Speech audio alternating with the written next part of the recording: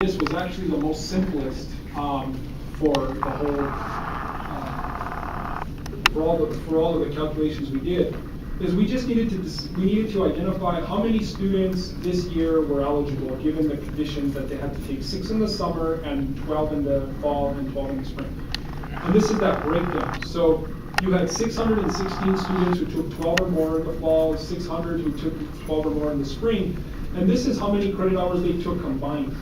But we can't focus on that because we don't charge them. If you have some students that took 18 hours, you're not going to bill them for that many hours. So we multiplied that total number by 12 and 6 respectively. And this is how many credit hours. Now, to be more conservative, you recall that I told you we're not being funded for all of them. We're being funded for about 71%. So we multiplied that by 71%. This 10,394 now becomes the exempt hours, if you will. Meaning that this year, those hours would have been exempt from a 3%, 4%, 5%, or whatever increase moving forward. So what we did was just basically figure out on an annual basis, this is about how many hours you're going to exempt from future raises. That doesn't become, that's not going to become impacted if you make it up to 120 or up to excellence.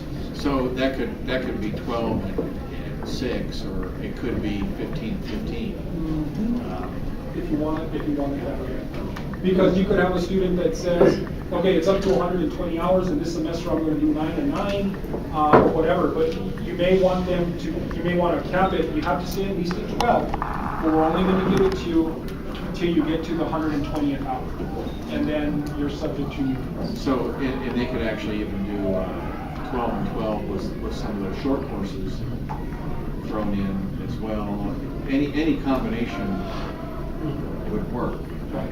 They could do 9 and 12. I mean 9 and 3 instead of 12. You can also go for those students who are able to take more courses, do 12 and 3. That makes it 15.